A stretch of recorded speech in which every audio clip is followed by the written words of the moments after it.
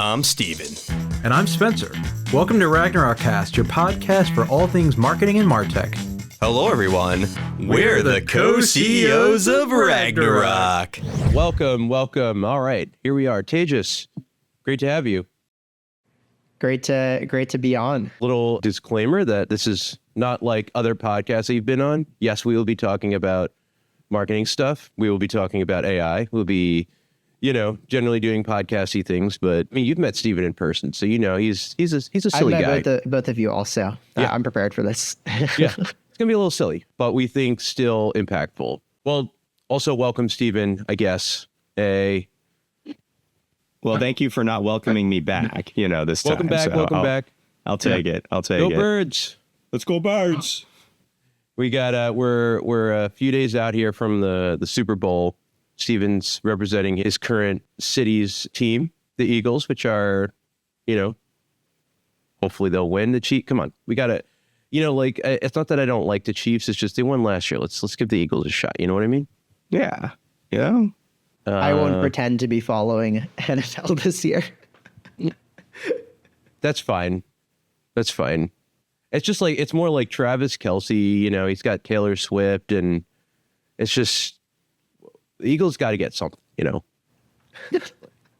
And Philly, if you've ever been to Philly, is a sports town. Actually, no, it's an Eagles town. It's an Eagles town. They have the Phillies and everything else to sort of tide them over. But really, it's a football town. It's an Eagles town. Philly cheesesteak is not relevant to the culture and stuff, right? It's just football. Yeah. I mean, I don't know, how often the average Philadelphian actually eats a cheesesteak. Steven, do you know? They all come in from Jersey, so it's hard to say. It's kind of like I'm sure they know the good spots, but I think it's still kind of a touristy thing because it's a lot to eat too. I can relate to that. I'm from Nashville, and everyone asks me now that I live in San Francisco, have you had Nashville hot chicken? Do you eat it a ton? And it's actually, I don't even remember hearing about Nashville hot chicken or Hattie B's when I grew up. I think all that stuff's new and extremely touristy. It was just chicken. It wasn't Nashville hot chicken. It was just chicken. Yeah, exactly. All right. So, Tejas, do you mind giving us a little bit of a background on yourself and Hightouch as the real intro to this conversation? Yeah, sounds good. So I'm Tejas, founder and co-CEO at Hightouch. My background is in engineering and product and technical stuff. Grew up programming and got into coding and stuff pretty young, and came out to San Francisco about 10 years ago and joined a company called Segment, which was a super tiny company that not a lot of people knew about back then, but is now one of big players in the marketing technology space, CDP, Customer Data Platform, and owned by Twilio. I started Hightouch with a couple friends, Kashish and Josh, about 5 years ago, and we've been growing super strong, work with some big brands like PetSmart, Warner Music, Grammarly, Whoop, so forth. And the high level idea is that we want to help brands make all their customer data as valuable as possible to improve marketing, personalization, make it more effective, and help them use AI in that process in a real way, right? So no BS, all real ways, all easy to implement, all easy to try out. And yeah, we'll talk more about it, but that's a little bit of intro on myself. Now wait a minute. You weren't the guy who was telling my friends to tell me that I shouldn't go buying CDPs. You weren't that guy, were you? I was the guy who was, telling everyone to tell their friends to not buy a CDP, both in person and on T-shirts at conferences that somehow our marketing team let us print, which I think is pretty cool. Usually the marketing team is supposed to tell people not to do crazy stuff, right? But our marketing team is I have to tell them not to do crazy stuff sometimes. and in person, and at conferences, and online, and blogs. Yeah, so we published a pretty hot take, I don't remember how long ago it was, maybe 3 years ago, called Friends Don't Let Friends Buy a CDP on our blog. It's still up. If you Google Friends Don't Let Friends Buy a CDP, or probably just don't buy a CDP or why not a CDP or whatever, you'll probably find it online. And really it was putting out this thesis that CDP as a concept is really valuable. Yes, marketing teams should have a database with all their customer data, and they should have tools to build audiences or journeys or segments on top of it and get it into different marketing and ad platforms. Like that is a very valuable concept. They shouldn't be bottlenecked by data teams or IT teams or not knowing SQL, not being an engineer for every task. But that the whole idea of collecting all your data or copying it from different places in your company and restructuring it to fit it into a traditional CDP like Segment or Salesforce Data Cloud or Adobe RT CDP or whatever it is, there's so many honestly at this point, is a bit cumbersome. And for a lot of companies, they're already investing in these data warehouses like a Snowflake or Databricks, Google Cloud or whatever it is for analytics. And there should be a new model of CDPs. We call it the composable CDP. That's kind of our original product here at Hightouch. Sits directly on top of the warehouse and just enables those same capabilities. And doesn't require a perfect warehouse. We can help you get there too, but there's no need to go create another sort of source of truth. So yeah, that was our original product at Hightouch. Hundreds and hundreds of companies using it today, and now we're thinking what's next and jumping on the AI train here, but trying to build some real value for customers. I love that. Do you know how many people I talk to every week, where half of them say we're thinking about a compostable CDP, not a composable, but a compostable one.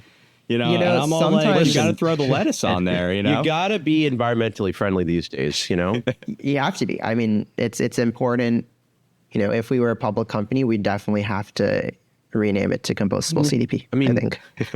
Honestly, I think if you're talking about doing crazy stuff with your marketing team, definitely steal that and do something with it, on Earth Day, maybe.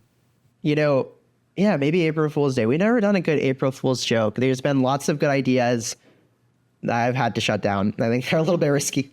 But we've never done a good one from a company brand perspective. It would be a good one. iOS frequently corrects composable CDP for me to compostable. You actually, I fix it when I type, but when I say it aloud, it's still like, what the heck is this? Like, let's put compostable CDP in if I do speech to text, and I just embrace it. So yeah, I don't correct it anymore. I just go with it. I love it. Be a good April Fool's joke is, be like, throw out a random large tech company that no one's ever heard of saying, we're being acquired by Twilio or whatever. Because you see, there was 3 CDPs recently that were bought by random large companies that I was like, I think I've heard of that. I don't know what it is. So very relatable. And I think it's more, we're going to be counting what are the CDPs that haven't been acquired soon versus the ones that recently got acquired is my take. It's like how the Onion's parent company is Global Tetrahedron, which I just think is awesome. I'll act like I'm smart enough to understand what you just said, Steve. What? Global the Onion, the newspaper? Their parent company the Onion. is Global Tetrahedron, which is just awesome. I think I've seen that. I haven't read an actual article from the Onion for a while. I do see them in my feed here and there and just read the headlines. It's half the article right there. Before we get into our main topics here, something I did a few episodes ago, and Tejas, I feel like you're a good guinea pig for this, which is... oh, no. All right, so we've got a challenge for you. No, we've got someone outside your door. They have a clown suit, and you're going to have to run around the block. We're going to time you. No. Luckily, I'm traveling for work, so I think I'm untraceable right now. That's what you thought. So I want to ask you, do you have any hot takes, MarTech hot takes, something that, it doesn't necessarily have to be antagonistic or contrarian just to be that, but if there's something that you're like, I don't know if, I think the market doesn't agree with me on this, but I feel very strong in my conviction. Yeah. I mean, composable was definitely a hot take, and that marketers were going to embrace the data warehouse and actually just use tools built on top of it. It's a super hot take a few years ago. A lot of people ask me hey, why aren't you guys talking about composable all the time anymore? It's I think it's not a hot take anymore. It's just about what product does it well. New hot takes. I mean, I would say AI agents is a hot topic right now, right? Everyone's talking about it. Everyone, Salesforce is helping out with that, right? They're talking about Agent Force left, right, and center. Not a lot of people know what it means. I think the concept is pretty simple. It's how do we use AI to not just give us answers on a screen, whether it's a predictive model or like asking ChatGPT a question, how do we use it to actually do work that people would otherwise have to do manually, and in some tasks just at the same scale as people. So that's like customer support and stuff. But I think in marketing, it's like, how do we do that at a much greater scale than people and give marketers a lot more leverage, which is super interesting. My hot take on it would probably be that in the domain of marketing, I think the most popular AI agents will actually use traditional machine learning and data science and reinforcement learning more than they'll actually use this generative AI wave we're seeing with large language models and tools like ChatGPT. Obviously, that stuff's super valuable, but I actually think the first generation and first class of AI agents that will really take off and do things like marketing orchestration, journey building, stuff like that will actually use reinforcement learning and more data-driven machine learning technologies versus, operating at the language level.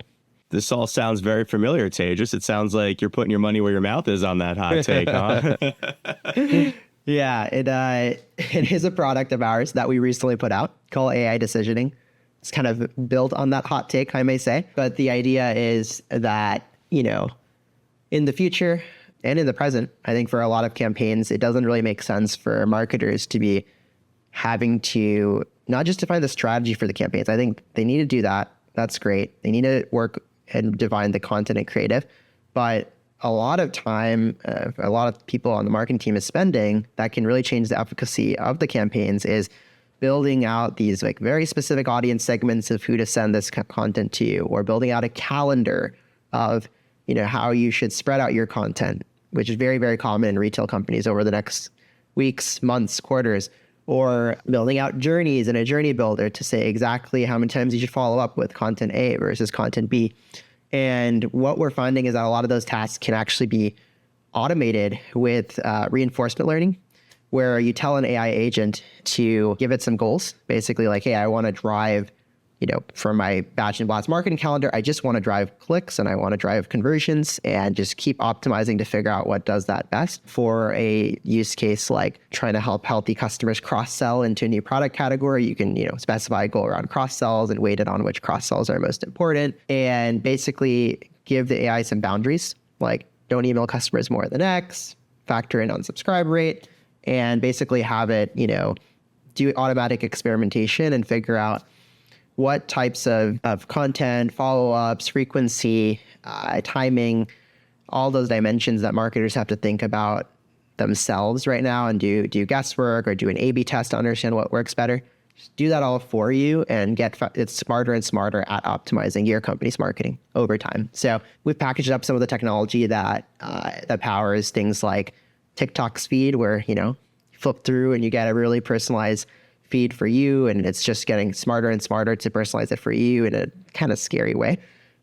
We've personalized some of that technology and packaged it up in a nice UI and platform for marketing teams that sits directly on their data, wherever it is, like a Snowflake, et cetera, or a CDP, and also plugs directly into their marketing channel tools and just allows them to really build these one-to-one journeys with AI.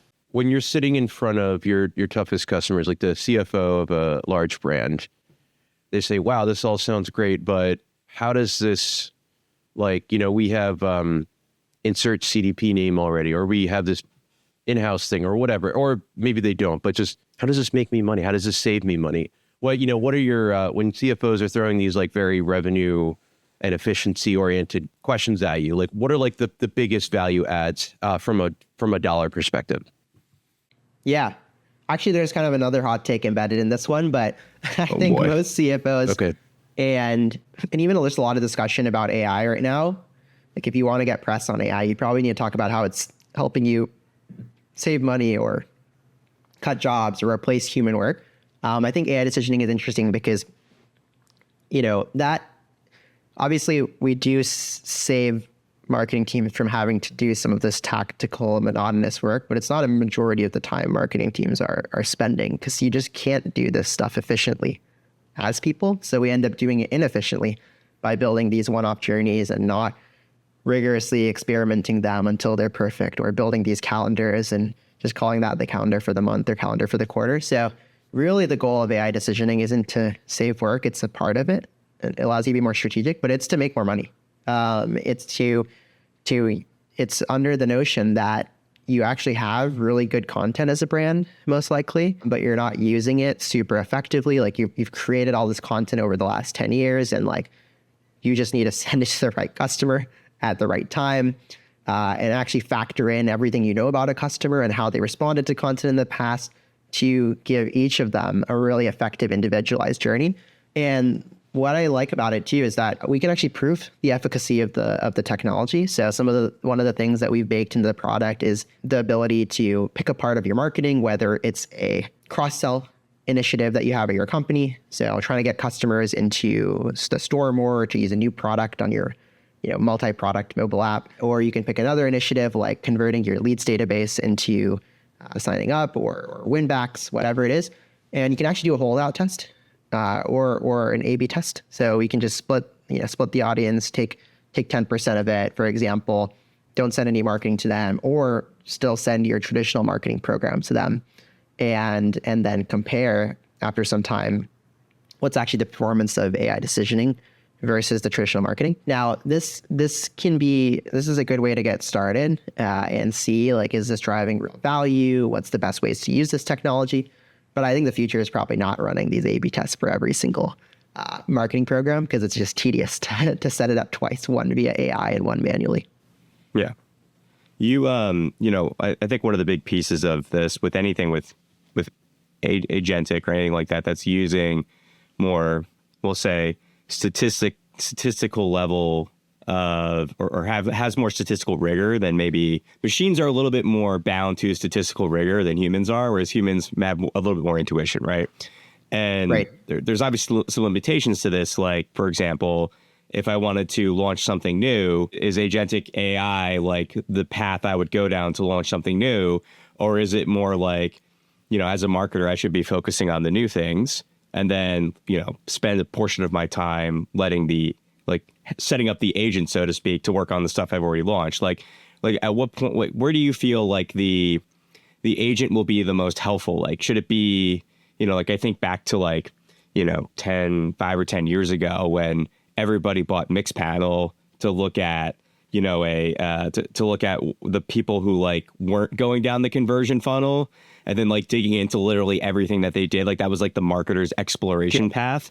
And it kind of caused this not cause, it was a good thing, but it had people think more intuitively about what is the real customer journey and not the one that I predict people are doing because they click off my email and then they go do this thing that I told them to do and then they do this and they convert, right? It's actually it's much messier in between the different ends. And so do you think I don't know why that's such a tangent, but do you think the agent is going to be better at the Mixpanel side of the house, which is here's an interesting thing I found that we could go and build a program off of, or is it going to be a lot better at, here's something you've already established, let's optimize that and squeeze another 2, 3, 4, 5% incrementality out of it?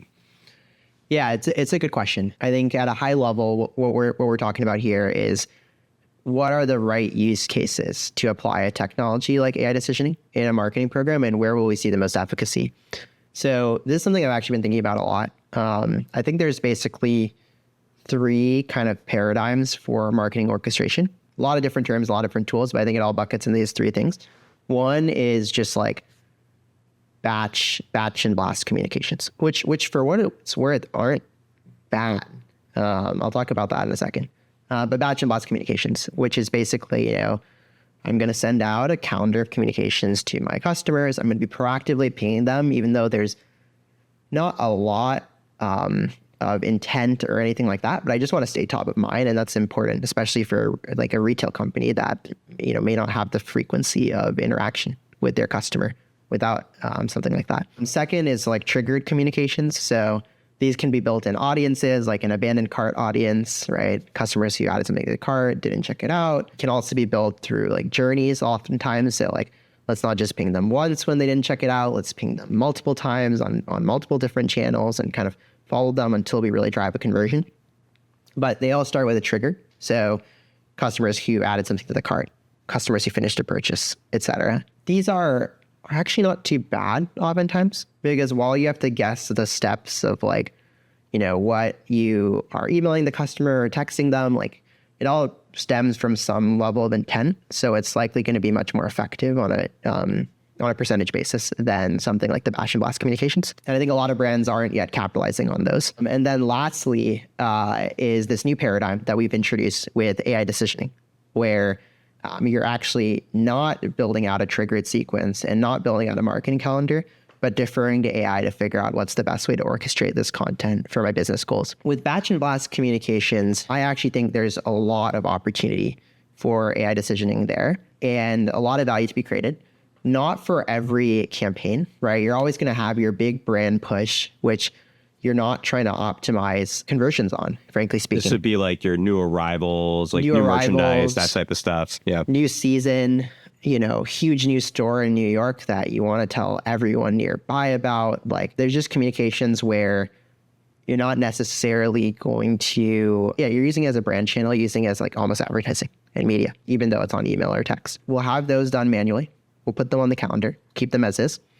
But what do I send to like every other day? What I see right now in the status quo is that we create a lot of new campaigns to kind of stay fresh and stay top of mind, push those out to customers, but we're not using like everything we have about, what's worked in the past for different customers. We don't even know because we're not running experiments, right? As marketers all the time on these batch and blast campaigns, it's super tedious to do. And we're not using all that info of what's worked, what might resonate with different customers to decide the calendar, right? We're just kind of building a calendar a lot of times. While AI agents aren't going to make batch and blast, marketing have a 2% conversion rate instead of a 0.5% conversion rate or something like that.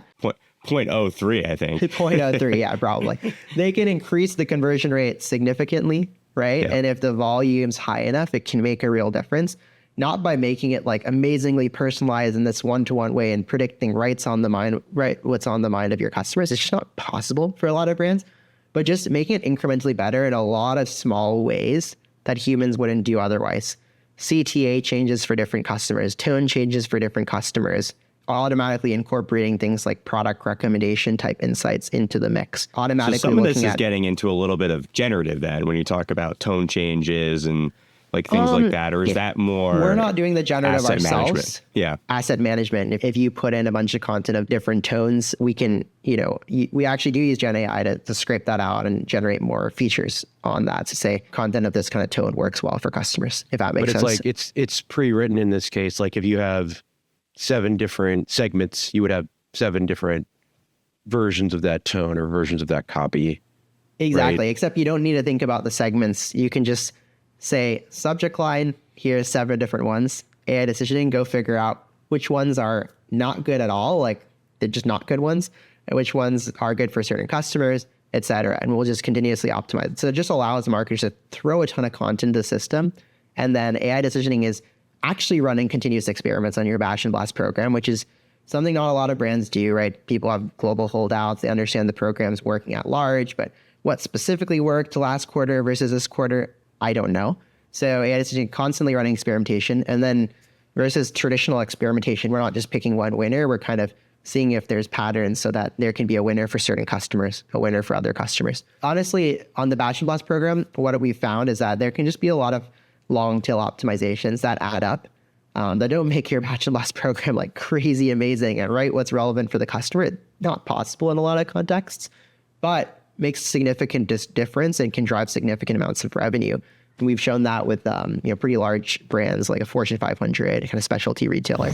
So we've talked about, the CFO, who is the, if not the decision maker on what tools to bring in, is the decision maker on if the contract is signed or not generally. And we've talked about how these features will, it's almost like adding a new layer. I saw your article the other day too, but it's like, there's A/B testing versus AI decisioning, and it's almost like another way of doing it rather than, it's an alternate method, basically. For our marketers out there, who are the ones that are ultimately really interested in Hightouch and the ones that are going to be saying, hey, come present to my leadership, how is AI decisioning specifically, how is it going to change their day-to-day over the next few years? Yeah, so the way I think about it is that, one, it makes your programs more effective. I think You need that so you can pitch your CFO. Not just does it make them more effective. If a CFO asks the marketing team today, like what out of the campaigns we sent last quarter really worked, like what changes have you made that are really incremental? Those are like hard questions to answer today. With using AI decisioning to orchestrate your campaigns, you just start answering all those questions by default. You have a ton of insights that can help you build better campaigns in the future and build better content, but also helps you present internally on like what's actually working, what's effective, and just look like a way smarter marketer, just be a way smarter marketer. Second, I would say how it changes the workflow more materially is today at a lot of enterprises, what we see is that there's a lot of people that need to coordinate together to get every campaign out there. And a lot of CRM marketers that I speak to on a day-to-day basis almost feel like they're just rushing to meet deadlines on this marketing calendar, especially for like batch and blast programs where just the expectation is really high to get new content out there all the time. And really what AI decisioning allows them to do is take a little bit of a step back, be more strategic, reuse a lot of the content they've sent years ago. You know, a lot of people didn't open it anyways, so you can send it back to them. Add content to the system that is based on seeing insights like this CTA really resonated with this email really resonated with customers in the past, and actually add content when it's interesting, when it's valuable. And instead of thinking a lot in terms of how should I balance these communications out, et cetera, just throw more content into the system, more creative, more campaigns into the system, and let the AI system actually decide who to send it to. So it really just allows everyone to take a level, like sit a level higher up in the stack than they previously did. And instead of thinking about going into a Braze or Iterable or Salesforce and configuring every specific journey, or deciding exactly, should I send this email on a Tuesday because Tuesday overall has the best efficacy of my emails, so I should send my best email on a Tuesday. I've seen this at Fortune 500 companies, right? Like we're going to send our offer email on Tuesday because it's... Don't forget it's got to be at like 2:30 p.m. too. Yeah, exactly. Instead of thinking through all that, like put the content in the system. We'll figure out that it's that the promotion offer you're sending out is extremely effective, and we'll send it to customers on the day that makes sense for them. And yeah, a lot of them will go out on Tuesday. Maybe most of them will go out on Tuesday, but a good chunk of them will go out on other days, maybe 40% of them, and your campaign will be automatically more effective, and you don't need to think about it. Really, it just takes every job from the people creating content and creative that didn't have a lot of insight into what was really working before, gives them insight, allows them to be more strategic, from CRM specialists who are in tools configuring campaigns instead of configuring journey sequences and multi-step sequences, and where we all know we're kind of guessing to an extent. It allows me to instead be like looking at insights, changing goals to tell the AI how to optimize differently. Like maybe let's double down on cross-sells. Let's go ask my data team if I can get another feature into Hightouch so that it could look at that, like weather data, right? We've seen customers incorporate things like weather data, and just be more strategic and be more like thinking about data instead of just thinking about knobs. And then at the highest level, like, the lifecycle marketers and the directors of lifecycle don't have to be asking if we can experiment on, A versus B. The system does that. They can think more about campaign strategy, what type of content we should create, what type of programs we should run as a marketing team at large. The way you're sort of talking about the goaling and the optimization, is this particularly looking at it on like a campaign by campaign basis? One of the things that we've seen in a lot of our experience with our clients is, one of the challenges a lot of lifecycle marketers have, or even analysts have, when they're looking at the program, is they're looking at it with too much of a lens on, was this campaign better than this campaign, as opposed to, is the program as a whole, from a business perspective, doing better, right? Am I shifting, not just shifting my, attribution over to my email or my SMS or my push? I'm not also just pushing a purchase forward that probably would have happened anyway, but I'm truly incremental on the business side. How does the agent understand that what it's optimizing to is actually incremental and is not just the way that we've been doing it forever, which is this campaign better than this campaign? Yeah, really good question. So the only way to really understand incrementality, you guys debate me if I'm wrong here, you're the experts, but it's experimentation, right? Right. So It's to actually run an experiment where you do something on group A, you don't do something on group B, or you do something different on group B, you compare the results. We really do that at 2 levels.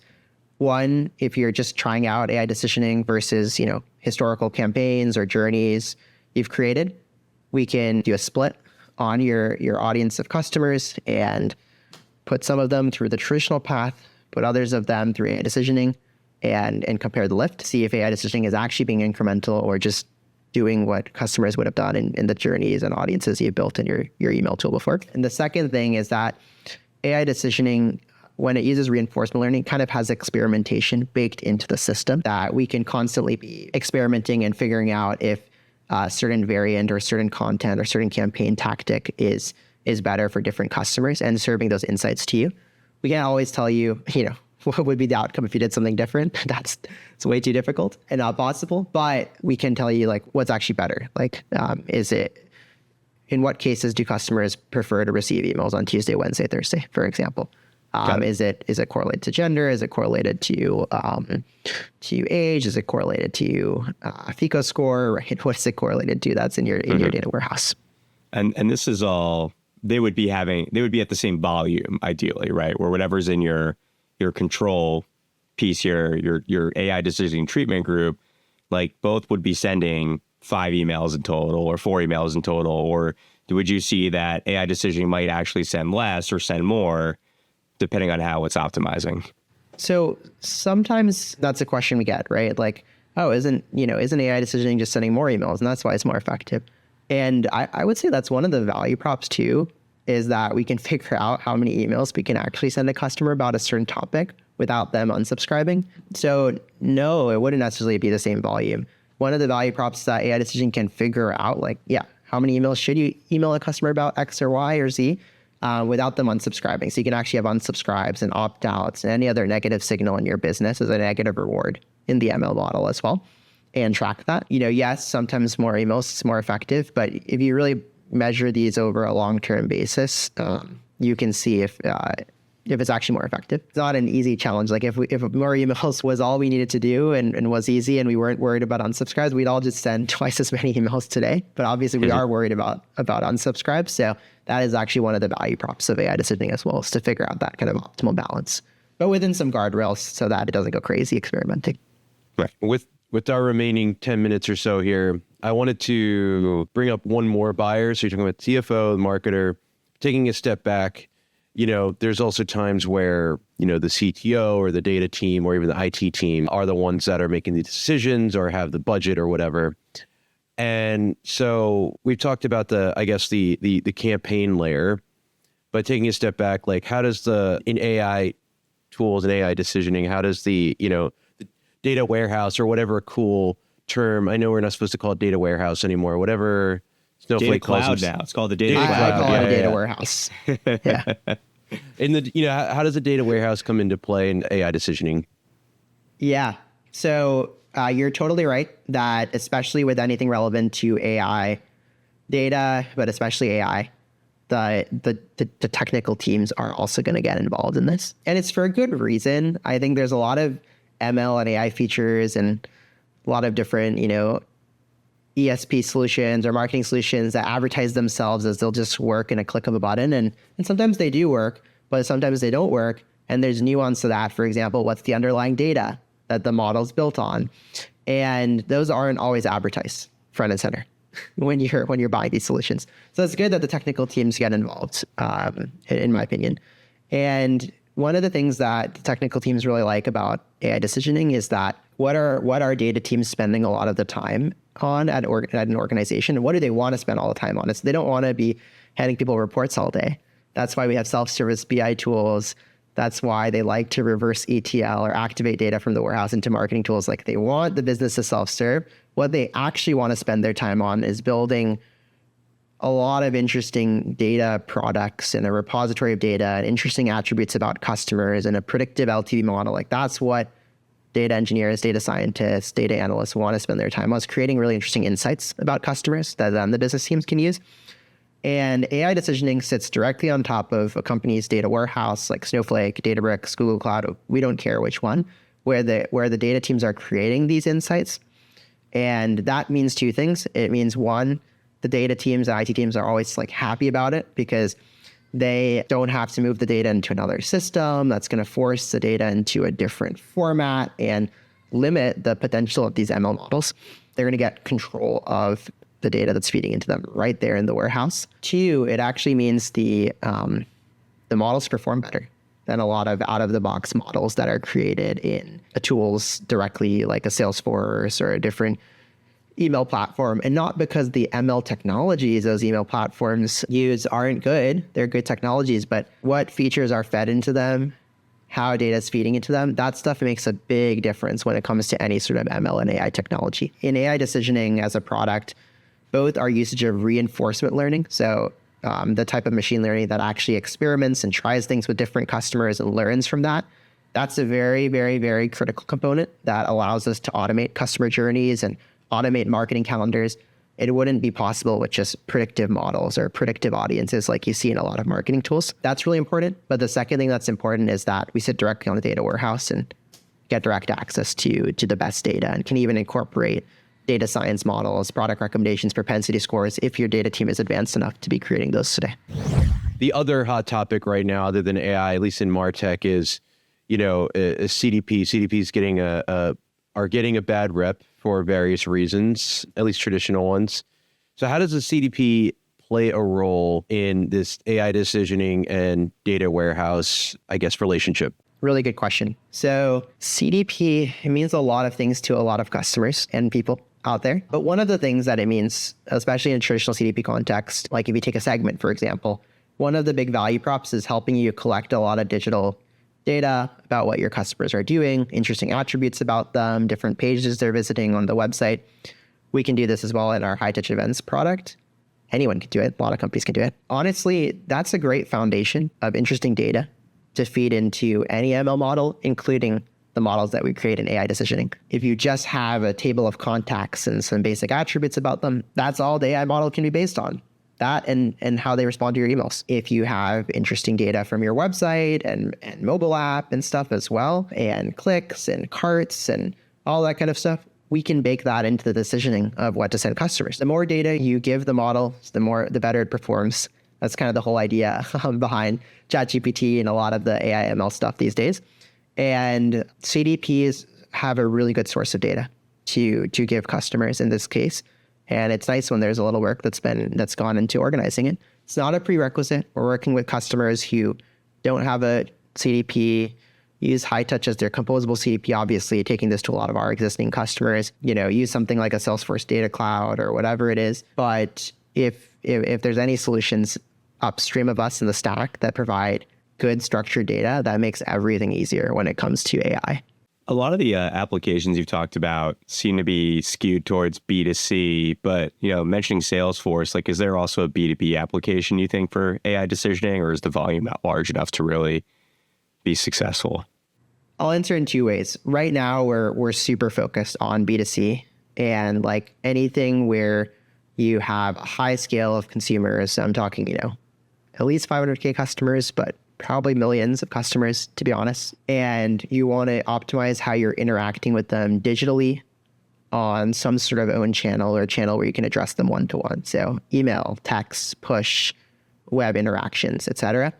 We're expanding our outlook to paid media as well and CRM, advertising. That's something that we're going to work on this year. But we are staying away from sales and also some of the B2B use cases right now, unless you're a super product-led growth company with a huge customer base of individual users like Notion or Grammarly or companies like that are great, but they're not the typical B2B company, if we're honest. And I think there are very interesting applications of AI in B2B and in sales and in everything I mentioned. But because of the volume of interactions, because a lot of the interactions are not digital a lot of times, because you often want to optimize on the account level and how the account's progressing versus the user, there's a lot of nuances that I think the technical solution might be quite different, and we're kind of straying away from it right now. I could see there being maybe a use for the companies that have self-serve models like Klaviyo or MailChimp, Shopify, where that is quite even though it's it's B2B, it's kind of B2C, and SMB, you have, yeah, like SMB, B2B, high volume B2B, we can do that for sure. Yeah. Like, on the CDP side, for example, we work with some banks that serve SMBs, and there's just millions of them, and they basically operate like consumers at some point. There's like a business owner that's managing the relationship with the bank, or maybe plus one person. QuickBooks, even like, QuickBooks Online and stuff like that. TurboTax, I guess, is B2C as well. But yeah, for sure, those types of businesses are fair game and can operate the same way, and oftentimes use the B2C marketing tools, right? A lot of them use Salesforce Marketing Cloud and Iterable and Braze and those tools, sometimes in parallel to like their Marketo and their ABM motion for the upper tranche of accounts. So companies using the B2C MarTech technologies where we're focused right now, there might be a company that comes out and just does some really cool stuff in AI for the B2B side. I think there's a different set of interesting problems there. Maybe we'll tackle it in a couple of years, but this stuff's hard, so we're staying focused. And there's quite a green field here for you to tackle. You got a lot of ground to cover, so yeah, I think exactly. focusing on B2C is okay for the foreseeable future. Agreed. That's probably, if that's what we call focus, we have another conversation. All right, guys. Well, we are at the 1 minute to the end here. Just wanted to thank you, Tejas, for coming on. Yeah, Tejas. Go Birds. Let's go Birds. Do you guys have anything that you wanted to impart before we leave, or closing words, final words? Last Final words? words. I feel like I've talked a lot. Steven, you have to say something crazy. Okay. I think from my perspective, and when I got to talk to Tejas about this late last year was, this is something that companies have been building or trying to build internally for many, many decades before, or not decades, but years before like this. There Since hasn't the 20s, ever, 1920s, they're like, since say the we want AI decisioning. Personalization. Over the last decade. And I think one of the interesting things is like nobody's really ever like thought like, man, we should just build a product that does this, right? Like I think some CDPs kind of touched into it, some ESPs kind of did, but nobody really like built, a system that just be the AI layer, right? And because they either they wanted to own more of the vertical, or they were like, I don't know. I really don't understand like why it wasn't built before. It was always something you needed a large data science team to build. So Tejas, I think just like from a business perspective, it's vastly interesting that you guys, one, identified like this as an opportunity, and two, like solves a pretty big gap in what you would need from a personnel perspective to do it yourself, right? And so I think you've got a nice carve out here where like once you're in, like I can't imagine unseating yourself, right? I mean, maybe there'll be competitors at some point, but like the only other way to do this is like hire 20 to 40 data scientists, right? Like it's not easy to do. And I think it's just really interesting that you are bringing this and making it more attainable for marketers to actually like find ways to actually make their program improve without needing to either hire more bodies or hire a completely separate function. Yeah, and actually usable by the marketing teams too, right? So there you go. Yep. All right, guys.